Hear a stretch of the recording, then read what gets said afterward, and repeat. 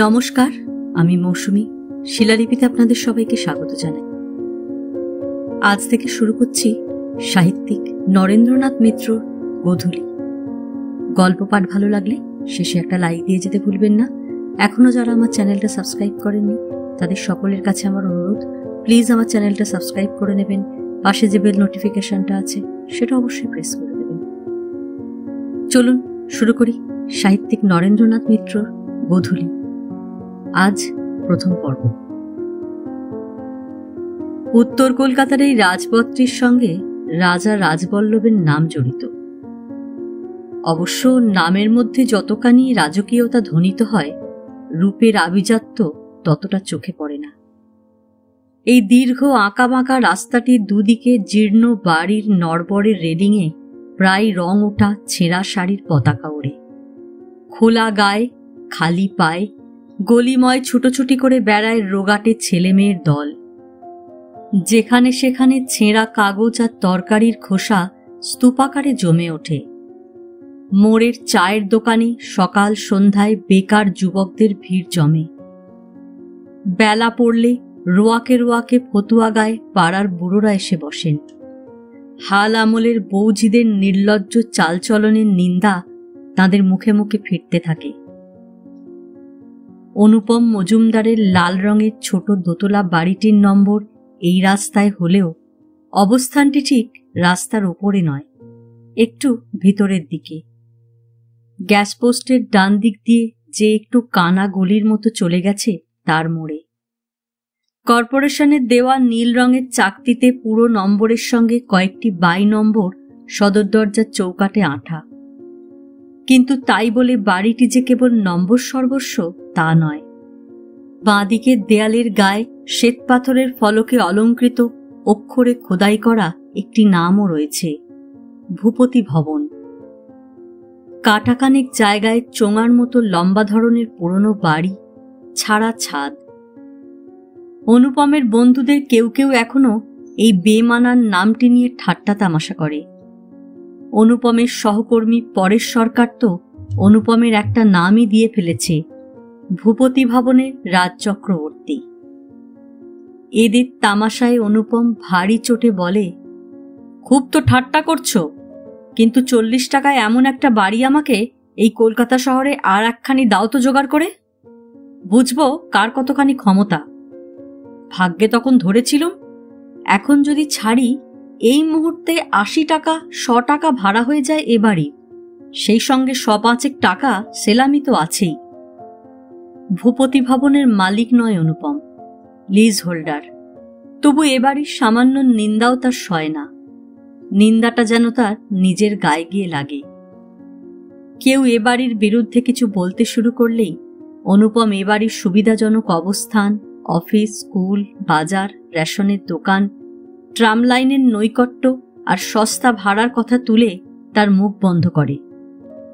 ইদানিং বাড়ি যেমন দুর্লভ ও দুর্মূল্য হয়েছে শহরে, তাতে যুক্তিতর্কে অনুপমের সঙ্গে সহজে কেউ বড় একটা এঁটে উঠতে পারে না। ভূপতি ভবনের উপর যত্ন আর মমতার সীমা নেই অনুপমের। সত্য নিজের না হোক, বাস্ত নিজেদের। তাছাড়া ভূপতি ভবনের ভূপতি বলতে গেলে অনুপম নিজেই। মালিক শ্রীপতি মল্লিক মারা গেছেন, তাঁর স্ত্রী যশোদা সুন্দরী থাকেন কাশীতে। কোন বছর কলকাতায় আসেন, কোন বছর আসেন না। মাসে মাসে কেবল ভাড়ার টাকাটা তাকে পাঠিয়ে দিলেই হল। বাড়ির সমস্ত ভারী অনুপমের উপর। বছরখানেক আগে গাঁটের টাকা ব্যয় করে সমস্ত বাড়িটায় ফের কলি করিয়ে নিয়েছে অনুপম। আগে রং ছিল নীলচে, এখন গাঢ় মেজেন্টা রং টুকটুক করে। অনুপমের স্ত্রী ইন্দুলেখা অবশ্য আপত্তি করেছিল, অত চড়া রং কি ভালো, তার চেয়ে সাদা রং করাও, বেশ মানাবে। অনুপম মুখ বাঁকিয়ে বলেছিল, হ্যাঁ, তোমার যেমন পছন্দ, সাদা রং আবার একটা রং নাকি। স্ত্রীর রুচি আর পছন্দের উপর কোনোদিনই তেমন আস্থা নেই অনুপমের। ঘরের আসবাবপত্র থেকে শুরু করে নিজেদের পোশাক পরিচ্ছদ, ছেলে মেয়েদের জামা জুতোর প্যাটার্ন, রং পর্যন্ত অনুপম নিজে পছন্দ না করে দিলে চলে না। যেটা সে নিজে না দেখে সেটাই বেমানান হয়, আর তার মন খুঁতখুত করে। আসবাবপত্রের দিকেও ভারী ঝোঁক অনুপমের। বৈঠকখানার বাজারে অনুপমের ছেলেবেলার সহপাঠী ভূপেনরক্ষিত ফার্নিচারের ব্যবসা করে। টেবিল, চেয়ার, আয়না, আলমারি, বছর বছর কিছু না কিছু সওদা তার দোকানে বাঁধা। নগদ অবশ্য পুরো দামটি দেওয়া হয় না, কিছু বাকি থাকে, কিছু কিস্তিতে কিস্তিতে শোধ হয়, কোনো কোনো কিস্তি খেলাপও যায়।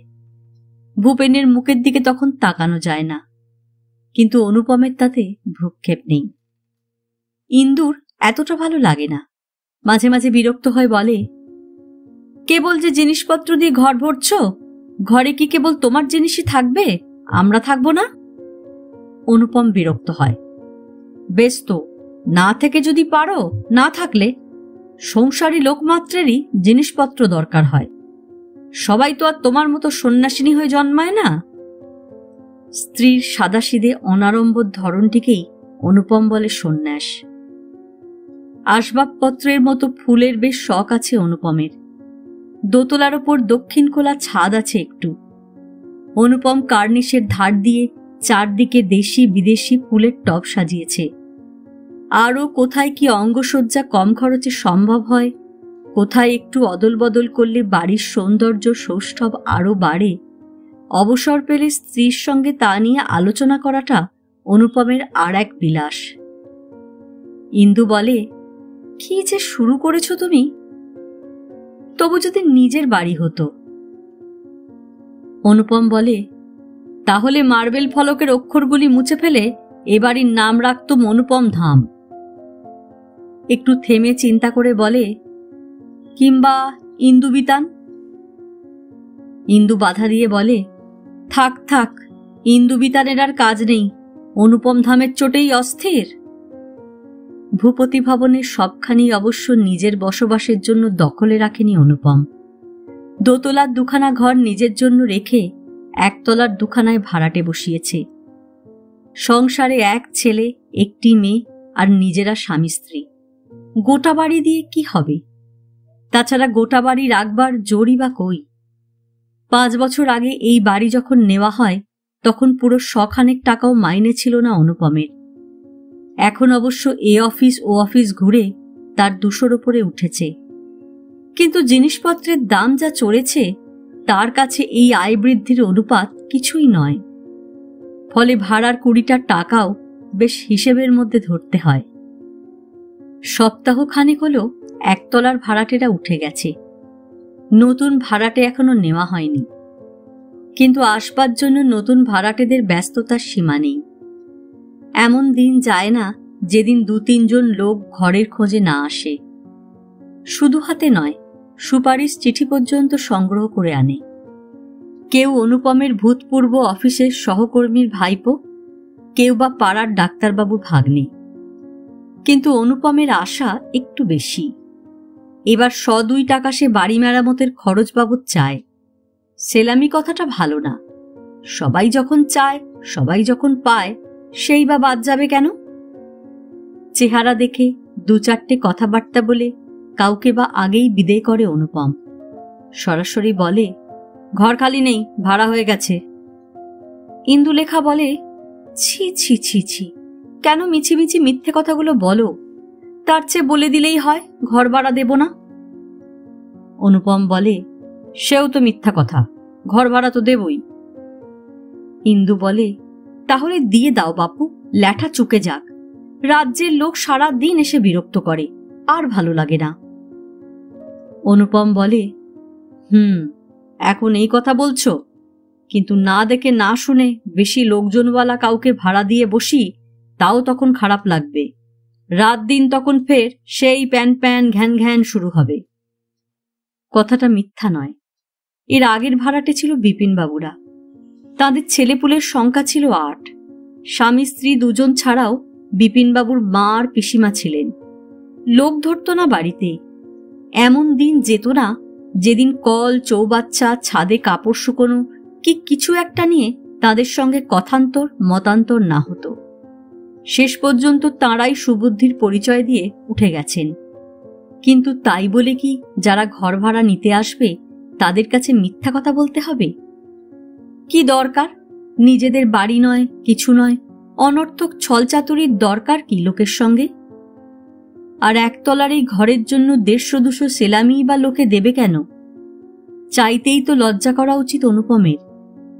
এ নিয়ে স্বামীর সঙ্গে ইন্দুর প্রায় তর্ক বিতর্ক হয়। অনুপমেরও যুক্তির জোর কম নয়। সে বলে, ওই টাকা নিয়ে কি আমি দুধ মাছ কিনে খাবো না জামা জুতো কিনবো? ও টাকা বাড়ি মেরামতেই লাগাবো। টাকাটা পেলে বাড়ির আমি ভোল ফিরিয়ে দেব, আর একটা বাথরুম পায়খানা করাবো। যারা আসবে তাদের সুবিধা হবে, আমার একার সুবিধার জন্য তো নয়। দেবে না কেন? ঘর ভাড়া দেওয়া নিয়ে স্বামী স্ত্রীর মধ্যে জল্পনা কল্পনা, তর্ক বিতর্ক চললেও পুরনো ভাড়াটেরা উঠে যাওয়ার সঙ্গে সঙ্গে অনুপমের 2টি ছেলে মেয়ে 2খানা ঘরই দখল করেছে। ফের ঘর 2খানা অন্য কাউকে ভাড়া দেওয়া হয় মোটেই ইচ্ছা নয় তাদের। তিলু তো ইন্দুকে স্পষ্টই বলে দিয়েছে, ভাড়া দিলে ডান দিকের ঘরখানা দিও। মিনু ও ঘরটাকে পুতুল খেলে নষ্ট করছে, কিন্তু আমার ঘর আমি ছাড়ছি নে। এটাই আমাদের ক্লাবের অফিস বসবে। তিলুর বয়স 9, 5-এ পড়ে। 5 বছরের মিনুকে এখনো স্কুলে দেওয়া হয়নি, কিন্তু বেনি দুলিয়ে সে রোজ স্কুলে যাওয়ার বায়না ধরেছে। সেও তার নতুন দখল করা ঘর ছেড়ে দিতে রাজি নয়। তার ছেলে মেয়েগুলি থাকবে কোথায় তাহলে? ইন্দু একবার বলেছিল, কেন, খাটের তলায় আর সিঁড়ির নিচে তো দিব্যি এতদিন তোমার ছেলে মেয়েরা খেয়েছে ঘুমিয়েছে। মিনু ঠোঁট উল্টে জবাব দিয়েছিল, বারে, এখন যে ওরা বড় হয়েছে, বিয়ে করেছে, এখন বড় ঘর না হলে চলে? তুমি কিচ্ছু বোঝো না মা। ইন্দু স্বামীর দিকে তাকিয়ে গম্ভীরভাবে বলেছিল, তাই তো, তোমার নাতি নাত বউকেই ঘরখানা তাহলে ছেড়ে দিতে হয়। ভাড়াটে নির্বাচন সম্বন্ধেও মিনু মাঝে মাঝে তার বাবাকে পরামর্শ দেয়। ঘর সম্পর্কে লোকে যখন তার বাবার সঙ্গে আলাপ করে, মিনু এক পাশে দাঁড়িয়ে চুপ করে তাদের দিকে চেয়ে থাকে। কেউ কেউ ঘর দেখে, কেউ বা বাইরে থেকেই চলে যায়। মিনু তখন তার মতামত প্রকাশ করতে থাকে, ও লোকটাকে দিও না বাবা, ও তোতলা, তোতো করে। ও লোকটা যেন না আসে বাবা, ভারী কালো, দেখতে কি বিশ্রী মা গো। ইন্দু মেয়েকে শুধরে দেয়, লোকটা লোকটা করো না মিনু, ভদ্রলোক বলতে হয়। ভদ্রলোক না আরো কিছু, দেখতে কালো, মুখটা বাঁকা। অনুপম হাসে, আমি কি জামাই নিচ্ছি নাকি মা, যে সুন্দর দেখে বেছে বেছে নেব? জামাই কথাটার খানিকটা অর্থ মিনু আন্দাজ করতে পেরে বলে, যা। ইন্দু তখন মেয়ের পক্ষ নেয়। মিনু কিন্তু একেবারে মিথ্যা বলেনি। সৎ অসৎ, ভালো মন্দ অনেক সময় লোকের চেহারা দেখেই বোঝা যায়। অনুপম বাধা দিয়ে বলে, থাক থাক, তোমার আর তত্ত্ব কথা শুরু করে কাজ নেই। তুমি মুখ খুললেই আমার ভয় হয়, কখন ছাপার অক্ষর ঝরে পড়বে। রাজ্যের নাটক নোভেল পড়ে পড়ে মুখখানাকে ছাপাখানা বানিয়েছ। বেশ তো, ওসব তত্ত্ব ছেড়ে সোজা কথায় বললেই তো হয়। কেবল মিনুরই নয়, মিনুর মারও ইচ্ছা বেশ সুন্দর অল্প বয়সী ভাড়াটে একজন আসে বাড়িতে। ইন্দু অপ্রতিভ হয়ে লজ্জিত ভঙ্গিতে বলে, আহা, নিজের চেহারাখানা খুব সুন্দর কিনা সেই গর্বে মাটিতে পা পড়তে চায় না। বিশ্ব দুনিয়ায় এমন সুপুরুষ কি আর 2টি আছে?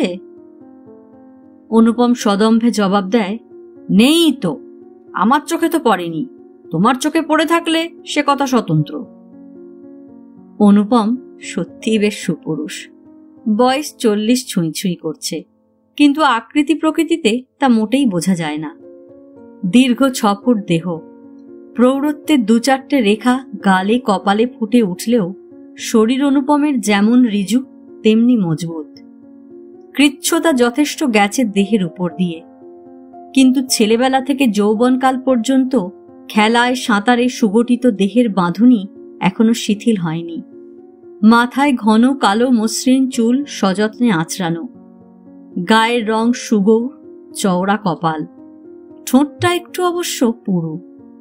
সে ঠোঁটে মাঝে মাঝে গোঁপ থাকে, মাঝে মাঝে অদৃশ্য হয়। অনুপম গোঁপ সম্বন্ধে এখনো অস্থির চিত্ত। ইন্দু বলে, গোঁফ না পাকা পর্যন্ত তোমার বুদ্ধি পাকবে না। অনুপমের তুলনায় ইন্দুর রং ময়লা, শ্যামবর্ণ ঘেঁষা, নাকও অমন চোখা নয়, কিন্তু চোখ দুটি সুন্দর, যেমন বড় তেমনি কালো আর গভীর।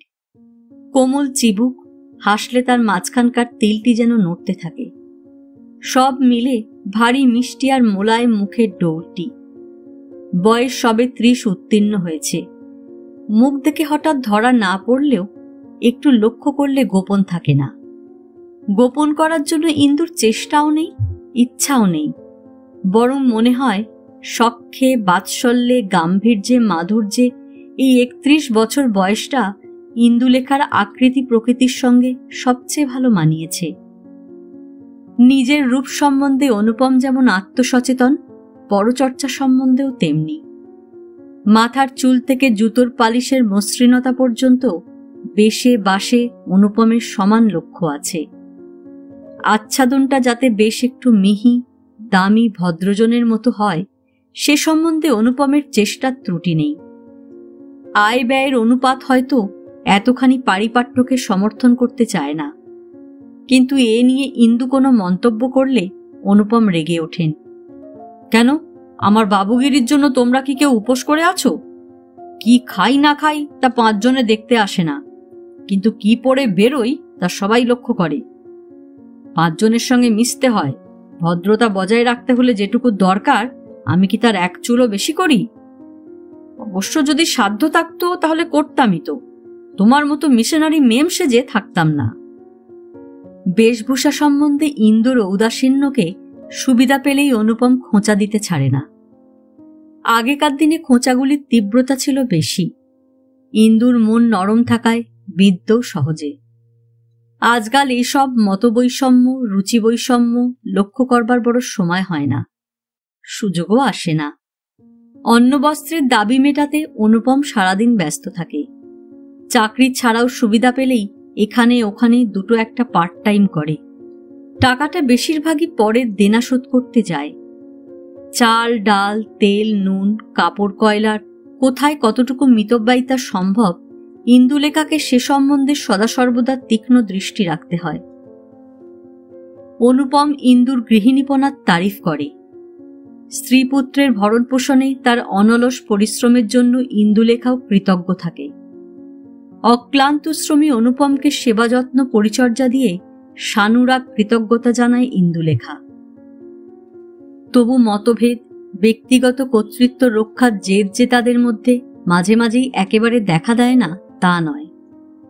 এই একতলার নতুন ভাড়াটে নির্বাচন নিয়েই স্বামী স্ত্রীর মধ্যে সেদিন বেশ একচোট কথান্তর হয়ে গেল।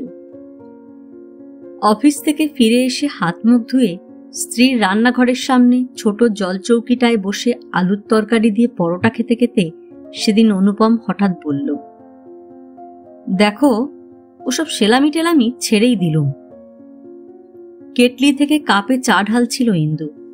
স্বামীর দিকে তাকিয়ে মৃদু হেসে বললে, মানে দ্রাক্ষাফল টক, সেলামি পাচ্ছ না তাই ছেড়ে দিচ্ছ। অনুপম বললে, পাচ্ছি না মানে? ভোজুবাবু বিধুবাবুকে মুখের কথাটি বললেই 100 টাকার 2খানা নোট এখনই পায়ের ওপর রেখে দেন, কিন্তু তাই বলে আত্মীয় কুটুম্বের কাছে তো আর পিড়াপিড়ি করা যায় না। চিনুর কাছে কথাটা তুলতেই পারলাম না। বাইরের লোকে তো আর বুঝবে না যে ও টাকা আমি বাড়িটা মেরামতের জন্যই নিচ্ছি, তারা মনে করবে এতে বইয়ের গয়না গড়াবো। ইন্দু বলল, চিনু মানে? কোন চিনু? অনুপম একটু বিরক্ত হয়ে বলল, আর কজন চিনুকে তুমি চেনো শুনি? চিনু আমাদের চিন্ময় দত্ত, বিমলের খুড়তুতো ভাই।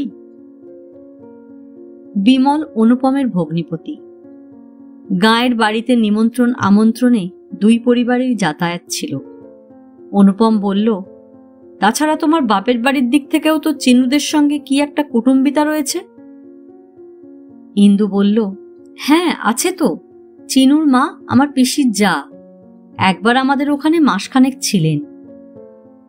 অনুপম বলল, সেদিন প্রিমিয়াম জমা দিতে এসেছিল আমাদের অফিসে, কথায় কথায় বলল, অনুপম দা 2খানা ঘর দিতে পারেন? শুনলুম মহা মুশকিলে পড়েছে। পাকিস্তানের হুজুকে খবর বার্তা না দিয়ে কোন এক প্রতিবেশীর সঙ্গে চিনুর মা এসে পড়েছেন কলকাতায়। থাকবার জায়গা নেই। প্রথম উঠেছিলেন সেই প্রতিবেশীর ওখানে, সেখানে কদিন আর থাকতে পারেন। চিনু তো রাগারাগি করেছে মাকে, তারপর বেরিয়েছে ঘর খুঁজতে।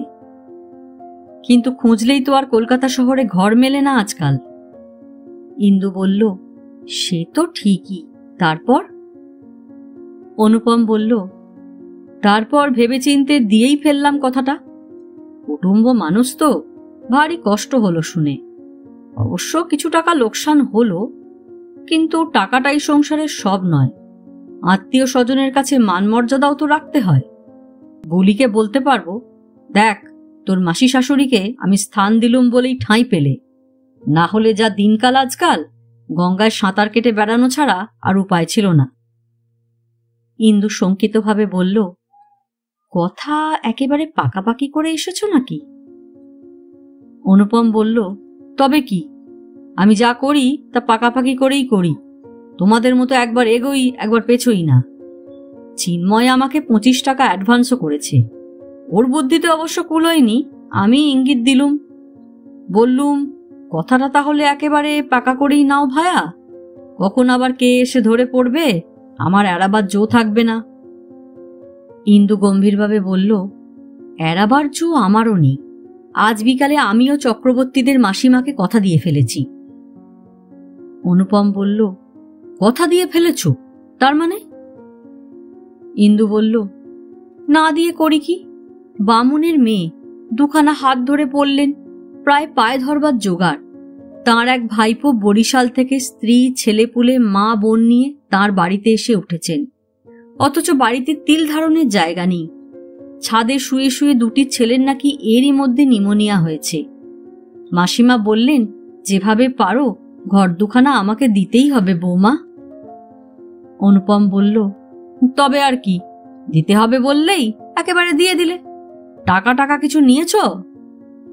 ইন্দু একটু লজ্জিত সুরে বলল, না তা নিইনি, টাকা কাল তিনি সকালে পাঠিয়ে দেবেন। কিন্তু টাকাটাই তো সংসারে সব নয়। পাড়াপড়শিকে মুখের কথা যখন দিয়ে ফেলেছি, আমি আর তা ফেরাতে পারবো না। চিন্ময়কে তার টাকা তুমি বরং কাল ফেরত দিয়ে এসো। আত্মীয় স্বজন মানুষ, বুঝিয়ে একটু বললেই হবে। তাছাড়া মাসিমার ভাইপো রমেনবাবু যেমন বিপদগ্রস্ত, চিন্ময় দত্তের তো তত অসুবিধা নেই। তার এক মা, একখানা ঘর তাকে খুঁজে দেওয়া যাবেই। অনুপম ততক্ষণে গরম হয়ে উঠেছে। তার মানে তোমার মুখটাই মুখ, আর আমার মুখটা মুখ নয়? আচ্ছা, তোমার সাহসটা কি শুনি? ইন্দুরও জেদ কম নয়, বলল, কেন, ভয়ের এমন কি হয়েছে? কি এমন অন্যায় বলেছি আমি? অনুপম বলল, না অন্যায় কেন, তুমি একেবারে ন্যায়ের শিরোমণি। নিজের আত্মীয় কুটুম্বকে ঘর ভাড়া দেব না, তাদের বিপদে আপদে দেখব না, যত কুটুম্বিতা তোমার পাতানো মাসিমার সঙ্গে। আর বাইরে বেরিয়ে যাকে রোজ হাজার হাজার জনকে মুখ দেখাতে হয়, তার মুখের কথার দাম নেই। ঘরের কোণের মেয়ে মানুষের মুখের কথার দামই বেশি। ইন্দু বলল, তার তুমি বুঝবে কি, যার যার কথার দাম তার তার কাছে। অনুপম মাথা নেড়ে বলল, না তা নয়, স্ত্রীর কাছে স্বামীর কথার দাম নিজের কথার চেয়ে বড়। চিন্ময়কে টাকা ফেরত দিলে তার কাছে ফের আমি মুখ দেখাবো কি করে? তাছাড়া কেবল সেই তো নয়, তার কে একজন বন্ধু ছিল সঙ্গে, আমার কলিগরা ছিল, সবারই সামনে আমি বেল লিখবনি, এই তোমার ইচ্ছা না? চায়ের কাপটা স্বামীর হাতে তুলে দিতে দিতে ইন্দু গম্ভীরভাবে বলল, বেশ, তাহলে তোমার কথাই থাকবে। চায়ের কাপে চুমুক দিয়ে এবার অনুপম একটু হাসল। বাহ, ভারী চমৎকার হয়েছে তো আজকের চাটা। কিন্তু ইন্দুর মুখে হাসির প্রতিবিম্ব পড়ল না দেখে অনুপম আবার বিরক্ত হয়ে উঠল। কি হলো, তাই বলে হাঁড়ির মতো করে রাখলে কেন মুখখানাকে? ভয় নেই, কেবল আমার মুখই নয়, তোমার মুখ রক্ষার ব্যবস্থাও সঙ্গে সঙ্গে করব। তোমার কিছু বলতে হবে না, চক্রবর্তীদের মাসিমাকে আমি সব বুঝিয়ে বলে দেব।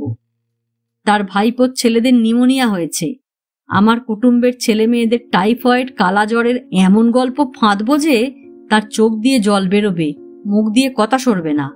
তোমার কোনো চিন্তা নেই। ইন্দু বলল, না, আমার কোনো চিন্তা তোমাকে করতে হবে না। যা বলবার আমি তাকে বলবো। তুমি ভাবো দুনিয়া শুদ্ধ লোক সব তোমার মতো। অনুপম বলল, কিন্তু দুনিয়া শুদ্ধ লোক যে তোমার মতো ধর্মপুত্র যুধিষ্ঠির, সে কথাও ভেবো না। আরে সেই যুধিষ্ঠিরকেও তো দায় পড়ে মিথ্যে কথা বলতে হয়েছিল, আমার জানা আছে। ইন্দু কোনো কথা না বলে বঁটিতে বেগুন কুটতে শুরু করল। অনুপম বলল, তাছাড়া 200 টাকার সেলামি কি আমি না ভেবেচিন্তে সহজে ছেড়ে দিয়েছি মনে করো? কথা দেওয়ার আগে 2-3 মিনিটের মধ্যে সব হিসেব করে দেখেছি। হিসেব ছাড়া কোনো কাজ করবার মানুষ আমি নই। চিন্ময়রা এসে সুবিধে হবে কত? প্রথম তো ওই মা আর ছেলে, ভিড় নেই, ঝামেলা নেই। ভাড়াটে এলেও মনে হবে না যে ভাড়াটে এসেছে। তারপর নিজের কাজকর্ম নিয়ে ব্যস্ত থাকি। ছেলে মেয়েগুলির পড়াশোনাটা কিছুই দেখতে পারিনি। চিন্ময়কে দিয়ে সে কাজও হবে, সকালে বিকালে। অনুপম একটু থামল, আর একবার তাকিয়ে দেখল স্ত্রীর নির্বিকার শান্ত গম্ভীর মুখের দিকে। তারপর বলল, আর এক কথা শুনল, চিন্ময়ও নাকি তোমার মতো বইয়ের পোকা। সে তো তুমিও জানো, প্রফেসর মানুষ, বইপত্র নিয়েই তো কারবার। যখন আসবে গোটা 2 বইয়ের আলমারি কেন না সঙ্গে আনবে। তাছাড়া সন্ধ্যাবেলা পাড়ার লাইব্রেরি থেকে তোমার বই আনা নেওয়া কাজটাও তো বেশ চলবে চিনুকে দিয়ে। ইন্দু একটু হাসল এবার। কেবল কি তাই? তোমার সঙ্গে সঙ্গে ফুলের টবে জল দেবে, বাজারে থলে নিয়ে যাবে পিছনে পিছনে, ছুটির দিনে 2-4 হাত দাবাও খেলতে পারবে তার সঙ্গে। আরও কি করবে না করবে ভেবেচিন্তে হিসেব করে রাখো। একটু চুপ করে থেকে বেগুন কোটা শেষ করে ইন্দু আবার তাকালো স্বামীর দিকে। কিন্তু না দেখে শুনেই চিন্ময় যে ঘর ভাড়া নিয়ে টাকা আগাম দিল তোমাকে, শেষে এই নিয়ে একটা কেলেঙ্কারিটারি হবে না তো? 1 তলার ঘর, তেমন আলো হাওয়া খেলে না, সবটাকে বুঝিয়ে বলেছ তো? এসব ঘর তো প্রফেসরদের থাকবার মতো নয়। অনুপম বলল, তুমিও যেমন ওই নামেই প্রফেসর, এতদিন তো বেকারই ছিল। মাস কয়েক হলো কোনো এক নতুন কলেজে কমার্স সেকশনের লেকচারার হয়েছে। মাইনে কত? বড়জোর 100-150? অতও বোধহয় হয়নি এখনো। ঘর পছন্দ হবে না? অনেক বাড়ির দোতলাতেও এমন ঘর নেই। তাছাড়া ভিক্ষার চাল আবার কাঁড়া আর আঁকাড়া, পেয়েছে এই যথেষ্ট। ইন্দু বলল, তবু তোমার একবার কথা বলা উচিত ছিল। ঘরটর আগে দেখে যদি পছন্দ হয় তাহলে ভাড়ার কথা পরে হবে। নিজেদের দোষ আগে থাকতে কাটিয়ে রাখা ভালো ছিল। অনুপম বলল, আহা, তা কি আমি বলিনি ভেবেছ? কিন্তু চিন্ময় বলল, ওসব ঝামেলার আর দরকার নেই অনুপমদা। পছন্দ যখন করতেই হবে তখন না দেখে করাই নিরাপদ। এ হলো কি, অভিভাবকেরা আগে মেয়ে দেখে পছন্দ করে কথা পাকাপাকি করে তারপর ভদ্রতার জন্য ছেলেকে পাঠিয়ে দিলেন দেখে এসো। আমি বলি কি, তার চেয়ে চোখ বুজে থেকে একেবারে শুভ দৃষ্টির সময় চোখ খোলাই ভালো। যাই বলো, ছেলেটি বলে কিন্তু বেশ। ইন্দু বলল, খুব বুঝি মেয়ে দেখে বেড়াচ্ছে? অনুপম বলল, ওই মা তো ছেলের বিয়ে দেবার জন্য পাগল। আচ্ছা, আমাদের টুলির সঙ্গে এসে তো উঠুক, তারপর সেসব দেখা যাবে। টুলি অনুপমের মামা শ্বশুরের মেয়ে, কলেজি নাম সুজাতা বোস। ইন্দু বলল, না বাপু, আত্মীয় স্বজনের ক্ষেত্রে ওসব ঘটকালির মধ্যে আগে থেকে যাওয়ার কি দরকার? ভালোর বেলায় ভগবান, মন্দের বেলায় মানুষ। ঘটকালি তো দূরের কথা, আমার ইচ্ছে নয় আত্মীয় কুটুম্বের সঙ্গে এক বাড়িতে থাকি, বিশেষ করে ভাড়াটে বাড়িতে। অনুপম বলল, কেন, থাকলে কি এমন মহাভারত অশুদ্ধ হয় শুনি? ইন্দু বলল, হয়ই তো, কুটুম্ব স্বজন যত দূরে দূরে থাকে ততই ভালো। কাছাকাছি থাকলেই 2 দিন পরে সেই জল তোলা কাপড় মেলা নিয়ে ঝগড়া, আরো 5 রকমের খুঁটিনাটি নিয়ে কথান্তর মনান্তর। ফলে কুটুম্বিতার সেই মাধুর্যটুকু আর থাকে না। দূরে থাকলে সেটুকু রক্ষা হয়। অনুপম চটে গিয়ে বলল, এসব তোমার শহুরের সাহেবিপনা, বিলেতি বইয়ের বাংলা ট্রান্সলেশনের থেকে শেখা। আমরা পাড়াগাঁয়ে একান্নবর্তী সংসারে মানুষ, আত্মীয়তা কুটুম্বিতার ধারণা আমাদের আলাদা। ছেলেবেলায় আপন জ্যাঠা খুড়ো থেকে শুরু করে কত দুঃসম্পর্কের মাস্তুত পিস্তুত ভাই বোন নিয়ে রয়েছি আমরা। রান্নাঘরে ধরেনি, দালানের বারান্দায় সারে সারে পাত পেতে বসে খেয়েছি। কখনো ডাল ভাত জুটেছে, কখনো পোলাও কালিয়া। তাতে আমাদের প্রাইভেসি প্রেস্টিজও যায়নি, কুটুম্বিতার মাধুর্যও নষ্ট হয়নি। অনুপম একটু থামল। ইন্দুলেখা আগেকার দিনের মতো প্রতিবাদ করল না, রান্নার আয়োজন নিয়েই ব্যস্ত হয়ে রইল। অনুপম বলতে লাগল, হ্যাঁ, যত মাধুর্যের স্বাদ পেলাম এসে তোমাদের শহরে। পাশাপাশি ঘরে বাস করে এখানে একজনের খবর আর একজন রাখে না। একজন মরলে আর একজনের খোঁজ নেবার ফুরসত হয় না। আমরা পাড়াগাঁয়ের ছেলে, আত্মীয়তা কুটুম্বিতার ধারণা আমাদের অন্যরকম। উৎসবে ব্যাসনে কি যেন শ্লোকটা ছেলেবেলায় মুখস্থ করেছিলাম, সবটা মনে নেই, ভুলে গেছি। তোমার তো খুব মুখস্থ থাকে, বলো দেখি পুরো শ্লোকটা। ইন্দু বলল, থাক, আর শ্লোকে কাজ নেই। দেখো গিয়ে, আজ বুঝি কয়লা এসেছে দোকানে, আনাও গিয়ে, না হলে কাল স্কুল অফিসের ভাত নামবে না। ইন্দু একটু হাসল। ছেলেবেলায় মানুষ কত শ্লোক অমর মুখস্থ করে, কত শ্লোক বলে। যাও, এবার ওঠো, আর দেরি করো না। স্বামীর পল্লীপ্রীতি, একান্নবর্তী পরিবারের ঔদার্যের কথা উঠলে ইন্দুলেখা আজকাল আর বড় একটা তর্ক করে না। ইন্দু জানে অনুপমদের সেই একান্নবর্তী পরিবারের আজ আর চিহ্নটুকুও নেই। গ্রামের বাস অনুপমেরা বহুদিন আগে তুলে দিয়েছে। এক জ্ঞাতি খুড়ো বাড়িঘর আর অবশিষ্ট সামান্য জমি জোত দেখাশোনা করেন। বছরে একবার অনুপম দেশে খোঁজ খবর নিতে যায়। গায়ের সঙ্গে সম্পর্ক এখন শুধু তার এইটুকু। আজ 25 বছর ধরে পড়াশোনা, চাকরি বাকরি সব অনুপমের কলকাতায়। তবু আজ পর্যন্ত মনে প্রাণে সে কলকাতার মানুষ হয়ে উঠতে পারেনি। এখনো গাঁয়ের প্রসঙ্গে সে মুখর হয়ে ওঠে, তাদের বিগত দিনের তালুকদারির বড়াই করে। তখনকার দিনের মানুষ, আচার, রীতিনীতির প্রশংসা এখনো অনুপমের মুখে ধরে না। এখনো গাছের কুল, খেজুরের রস, মাঠের মটর কলাইয়ের জন্য অনুপমের মুখ চুলবুল করতে থাকে। বাল্যের কৈশোরের সেই বাঁশের ঝাড় আর গাবের বন ঘেরা সাগরপুর গ্রামখানিকে সে যেন স্মৃতির সঙ্গে, স্বভাবের সঙ্গে জড়িয়ে রেখেছে।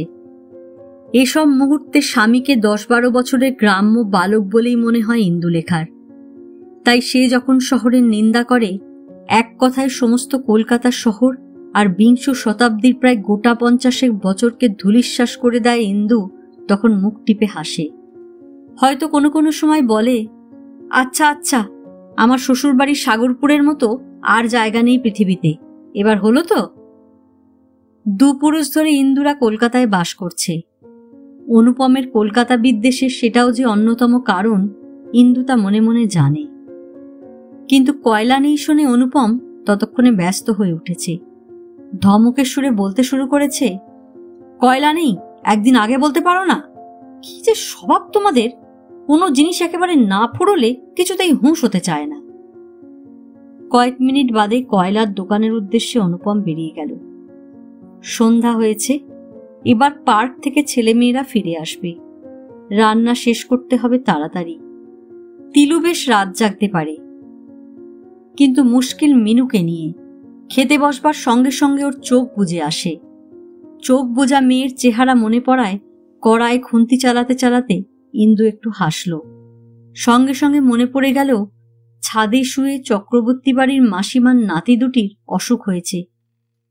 তাকে কথা দিয়ে কথা রাখতে পারল না ইন্দু। মুখ দেখাবার আর জোর রইল না তার কাছে। দিন 2 বাদে বেলা 9:15 সময় একখানা ঘোড়ার গাড়ি এসে ভূপতি ভবনের লাগা গ্যাস পোস্টার ধারে থামল। গাড়ির মাথায় ট্রাঙ্ক, বাক্স, পুটুলি, বিছানার বান্ডিল। পিছনে পিছনে ঠেলা গাড়িতে বাজে কাঠের খান্দুই তক্তাপোষ, একজোড়া ছোট টেবিল চেয়ার, আরো সব টুকিটাকি গৃহস্থালির আসবাব। পাড়ার গুটি 3-4 ছেলে ছুটে এলো পিছনে পিছনে। ও তিলু, দেখ এসে তোদের নতুন ভাড়াটে এসেছে। তিলুমিনু সিঁড়ি বেয়ে ছুটে নামল নিচে। ইন্দুলেখা রান্নাঘরে ছিল, সেখান থেকে বেরুলো না। কিন্তু শোয়ার ঘর থেকে ব্যস্ত হয়ে বেরিয়ে এলো অনুপম। সারা মুখ সাবান মাখা, খৌরি হতে বসেছিল। ইন্দুকে ডেকে বলল, চিনুরা বোধহয় এলো, শুনছ নাকি? রান্না তো তোমার সারা সকালই আছে, এবার একটু নিচে যাও, মা এসেছেন, গিয়ে এগিয়ে নিয়ে এসো। ইন্দু ঘরের ভিতর থেকে বলল, আমার হাত আটকা, তুমি গেলেই চলবে। অনুপম বলল, না না না না, তা কি হয়, তুমিও এসো, কুটুম্ব মানুষ, ভদ্রতা বলে তো একটা জিনিস আছে। ইন্দু বলল, আচ্ছা যাচ্ছি, হাতের কাজ সেরে।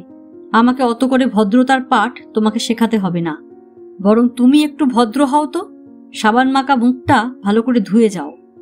ওরা যখন এসেছেন তখন বাড়িতেও ঢুকবেন, ব্যস্ত হয়েও না। অনুপম গালে হাত বুলিয়ে একটু হেসে বলল, হো, এতে আর কি হয়েছে।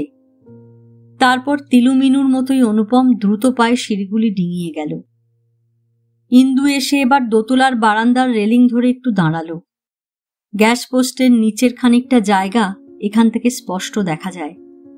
গাড়ি থেকে কালো ছিপছিপে চেহারার 25-26 বছরের একটি যুবক আর একটি প্রৌঢ় মহিলাকে নামিয়ে নিচ্ছে। ইন্দু চিনতে পারল চিন্ময় আর তার মা। পরনের শাড়িটা ময়লা হয়ে গেছে। এ শাড়িতে বাইরের কারোর সামনে বেরোনো যায় না। ইন্দু ঘরে গিয়ে চওড়া কালো পেরে ফর্সা আর একখানা শাড়ি পরে নিল। কুটুম্বেরা আসায় অনুপম উল্লসিত হয়ে উঠতে পারে, কিন্তু ইন্দুর মোটেই ভালো লাগছে না। তার মন ফের খুঁতখুঁত করতে শুরু করেছে। অবশ্য বিষয়টা সামান্যই। ঘর ভাড়া সম্বন্ধে এমন কতজনকে কথা দিতে হয়, কতজনকে ফেরাতে হয়, এটা এমন কিছু নতুন নয়। কিন্তু চক্রবর্তী গৃহিণী কাল এসে ইন্দুকে একেবারে পাকড়াও করে ধরেছিলেন। সে কি বৌমা, আমাকে কথা দিয়ে ঘর নাকি তুমি আর কাউকে দিয়ে দিচ্ছ? ইন্দুলেখা মৃদুস্বরে জবাব দিয়েছিল, দিয়ে দিচ্ছি ঠিক নয় মাসিমা, তারাই জোর করে নিচ্ছে। আত্মীয় কুটুম্ব মানুষ, কিছু বলাও যায় না। কাত্যায়নী রুষ্টস্বরে বলেছিলেন, কিন্তু সেদিন আমি তোমার হাত ধরে কত করে বলে গেলুম, তুমিও কথা দিলে, তবু তারা জোর করে কি করে? মিছে কথা বলে লাভ কি বাছা? নিজের জিনিস নিজে না দিলে কেউ কি নিতে পারে? তা মহা আত্মীয়ই হোক না, কিন্তু কথা যখন তুমি দিয়েছ, ঘরও আমাকে দিতেই হবে। সবই তো বলেছি তোমাকে, ভাড়া না হয় আরো 5 টাকা তুমি বেশি নিও। ইন্দু ম্লান মুখে বলেছিল, না মাসিমা, মাফ করবেন, তা হবার জো নেই, পারলে আমি আপনাকেই দিতুম। কাত্যায়নী বিরস মুখে উঠে দাঁড়িয়ে বলেছিলেন, বেশ, কিন্তু তোমার কাছ থেকে এমন ব্যবহার আমি আশা করিনি বৌমা। ইন্দু সদর অবধি পিছনে পিছনে গিয়েছিল কাত্যায়নীর। কিছু মনে করবেন না, আমি ভারী লজ্জা পেয়েছি। জানেন তো, এসব ব্যাপারে ওঁরই সব হাত, আমি একরকম কেউ নই। কেউ নও? কাত্যায়নী ইন্দুর মুখের দিকে তাকিয়ে অদ্ভুত ভঙ্গিতে হেসেছিলেন। কথার দাম যাদের কাছে নেই, তাদের মুখে কিছুই আটকায় না বৌমা। ইন্দু এবার রেগে উঠে কঠিন জবাব দিতে যাচ্ছিল, কিন্তু নিজেকে শেষ পর্যন্ত সংযত করে নিয়ে শান্তভাবে বলেছিল, আপনি বুঝতে পারছেন না মাসিমা। কাত্যায়নী যেতে যেতে বলেছিলেন, থাক থাক বাছা, আর কথা কাটাকাটি করে লাভ কি? আমার বুঝতে কিছুই বাকি নেই। কিন্তু তোমাদের দোষ কি? আজকালকার দিনকালই এইরকম। শুধু গুরুজন আর বামুন পণ্ডিতের সঙ্গে ছলচাতুরি করো না বৌমা, তাতে ভালো হয় না। ইন্দুর বুকটা কেঁপে উঠেছিল। ছেলে মেয়ে নিয়ে সংসার, অযথা এমন একটা গাল দিলেন মাসিমা। কিন্তু এই নিয়ে ফের কোনো কথা বলতে আত্মসম্মানে বেঁধেছিল ইন্দুর। চিন্ময়দের দেখে কাল সকালের সেই ঘটনাটুকু ইন্দুলেখার ফের মনে পড়ল। নিচ থেকে অনুপমের এক বিরক্তিভরা গলা শোনা গেল, কই এলে না তুমি? মা আর চিন্ময় খুঁজছে তোমাকে। আয়নার সামনে একবার দাঁড়ালো ইন্দুলেখা। রান্নার ভাপ লেগেছে মুখে, একটু ঘেমেও উঠেছে। আঁচল দিয়ে মুছে নিল মুখখানা, তারপর ধীর পায়ে নিচে নেমে এলো। ততক্ষণ অনুপম চিন্ময়ের মা হৈমবতীকে সদর থেকে বাড়ির ভেতরে নিয়ে এসেছে। প্রৌঢ়া বিধবা মহিলা, বছর 50 পার হয়েছে। পরনে সাদা থান, মাথায় আধা পাকা চুল ছোট করে ছাঁটা। যৌবনে বেশ সুন্দরী ছিলেন, এখনো তার ছাপ কিছু কিছু আছে। রোগাটে চেহারা, শরীর ভালো যাচ্ছে না হৈমবতীর। চিনতে পারছেন মা? ওই মা। নিচু হয়ে হৈমবতীর পায়ের ধুলো নিল ইন্দুলেখা। হৈমবতী মৃদুস্বরে বললেন, থাক থাক মা, অমনিতেই আশীর্বাদ করছি, সতীসাধ্যী হও, চিরায়ুষ্মতী হও। ইন্দু মনে মনে একটু হাসল। এ ধরনের পুরনো আশীর্বচন অনেকদিন কানে যায়নি। আজকাল এসব প্রায় উঠেই গেছে। বলতে বলতে হৈমবতী একবার পিছনে সদরের দিকে তাকালেন। দেখিস চিনু, কিছু যেন খোয়া না যায়, বাসনের দুটো বাক্স। অনুপম হেসে বলল, ব্যস্ত হবেন না মা, ওই মা, সবই আসবে, এখান থেকে কিছুই হারাবে না। ইন্দুও তাকালো সদরের দিকে। চিন্ময়ের পিছনের দিকটা দেখা যাচ্ছে। গায়ে আধময়লা একটা পাঞ্জাবি, কালো ছিপছিপে শরীর। মালপত্র নিয়ে ভারী ব্যস্ত হয়ে পড়েছে চিন্ময়। গাড়োয়ানার ঠেলাওয়ালাকে সে ভাঙা হিন্দিতে কি সব নির্দেশ দিচ্ছে, কিন্তু আসলে নিজে চলেছে তাদের নির্দেশেই। হৈমবতী বললেন, না অনুপম, ছেলে আমার কি গুণধর তুমি তো জানো না। জিনিসপত্রের ওপর কোনো মমতা নেই। কিছু আনতে কি চায়? আমি জোর করে সব এনেছি। ওর অসাধ্য কিছু নেই, ও ইচ্ছা করলে সব খোয়াতে পারে। ঠেলাওয়ালার সঙ্গে বড় একটা ট্রাঙ্ক ধরাধরি করে দরজার চৌকাঠের কাছে নামালো চিন্ময়। সারা মুখটা বিন্দু বিন্দু ঘামে ভরে উঠেছে। দেখতে সত্যিই ভারী কালো চিন্ময়, কিন্তু নাক চোখ যেন কালো পাথরের থেকে কুঁদে বের করা। মুখখানা পাথরের মতোই গম্ভীর, মনে হয় যেন নিষ্ঠুর। ইন্দু চোখ ফিরিয়ে নিয়ে হৈমবতীকে বলল, চিনু তো বেশ বড় হয়েছে। হৈমবতী একটু হাসলেন। হো, তুমি বুঝি তোমার ছেলের সেই অন্নপ্রাশনের সময় দেখেছিলে, তারপর আর দেখনি? ইন্দু বলল, না, তারপরও 2-3 বার দেখেছি। ভবানীপুরের বাসায় গিয়েছিল, কিন্তু 3-4 বছরের মধ্যে আর খোঁজ খবর নেই। হৈমবতী বললেন, ওর স্বভাবের কথা আর বলো না। আত্মীয় কুটুম্ব তো একেবারে কম নেই কলকাতায়, কিন্তু ও না চেনে না শোনে কাকে, না রাখে কারো কোনো খোঁজ। আত্মীয় স্বজনের খবর নিল ইন্দু। ঠাকুরজি, বিমলবাবু, ওদের ছেলে মেয়েরা সব ভালো আছে? ওরা বুঝি পাকিস্তান থেকে আর নড়বেন না? হ্যাঁ, ভালোই আছে তারা। হৈমবতী বললেন, না নড়াই ভালো। নড়ে কি সুখ তা এ কদিনেই বেশ টের পেয়েছি। জানি না আরো কত ভোগ আছে কপালে। আজ এ পর্যন্তই। উপন্যাসের 2য় পর্ব নিয়ে অন্যদিন আসব। গল্প পাঠ ভালো লাগলে লাইক, শেয়ার, কমেন্টস করতে ভুলবেন না। আজকের মতো নমস্কার।